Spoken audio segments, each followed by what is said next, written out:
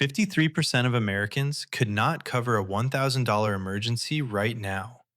More than half the country. One flat tire, one cracked tooth, one emergency room visit away from debt. And here's the part that should really worry you. Only 30% would pay for it with savings. That is not a statistic about other people. That is a coin flip, and you might be on the wrong side of it. So today, you are going to see the 3 reasons this happens, why it is probably not your fault, and the one move that actually breaks the cycle. Picture the moment. Your car makes a sound it has never made before. The mechanic quotes you $980. Your stomach drops. What do you reach for? For most people, the answer is a credit card. Bankrate surveyed over 2,500 Americans in December 2025, and just 47% said they had enough cash or access to funds to handle that bill. Everyone else borrows, sells something, or lets the problem get worse. And problems that wait get expensive. Reason number 1. This is not a discipline problem. It is a math problem.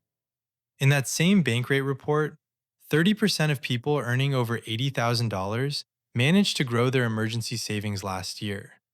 For people earning under $40,000, that number was 12%. Same country, same advice, completely different outcomes. When rent, groceries, and insurance eat the whole paycheck, there is nothing left to save, no matter how many lattes you skip. The margin is the problem, not the mindset. Reason number 2. The savings that existed are already gone. Bankrate found that 37% of adults pulled money out of their emergency fund in the past 12 months. A US News survey from January 2026 found the median emergency fund is now $5,000. 1 year earlier, it was $10,000. Half the cushion vanished in a single year. Why? Years of high inflation quietly turned emergency money into grocery money. People did not stop trying. Their savings just got drafted into the daily budget. Reason number 3. The trapdoor under the trapdoor. When you cannot pay cash, the $1,000 emergency does not cost $1,000. It goes on a credit card, and high double-digit interest starts compounding against you the moment the statement closes. Pay only the minimum, and that car repair can quietly balloon while the next emergency is already loading.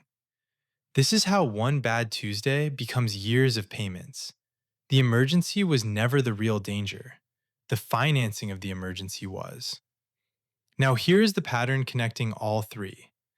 An emergency fund is not really a savings product. It is insurance against debt. Every dollar in that account is a dollar of future interest you will never pay. That reframe changes everything because you stop asking, how do I save more? And start asking, how do I make debt less likely? So, what do you actually do? 3 takeaways. First, shrink the target. Forget 6 months of expenses for now. Aim for $500, then $1,000. A small, full bucket beats a big, empty one. Second, automate it before you can touch it. Move a fixed amount the day you get paid, even $20, into a separate account at a different bank. Out of sight is out of budget. Third, attack the margin from both sides. Cutting expenses has a floor. Income does not. Bankrate's own analysts noted that households who grew their savings in 2026 were more likely to do it by earning more, not by cutting deeper. One honest note: if you are in the 53% right now, none of this means you failed. Wages, prices, and interest rates set the board before you ever sat down to play. But the board can be played. So back to that mechanic, quoting you $980. In the version of this story where you have $1,000 sitting in a boring separate account, that moment is annoying. In the version where you do not, that moment can follow you for years. Same repair, 2 completely different lives. The coin flip is real, but which side you land on is more in your hands than the statistics suggest. Here's my question for you. If a $1,000 emergency hit you tomorrow, honestly, how would you pay for it? Tell me in the comments. And if this made you look at your bank account differently, subscribe. The Smart Stick makes money make sense.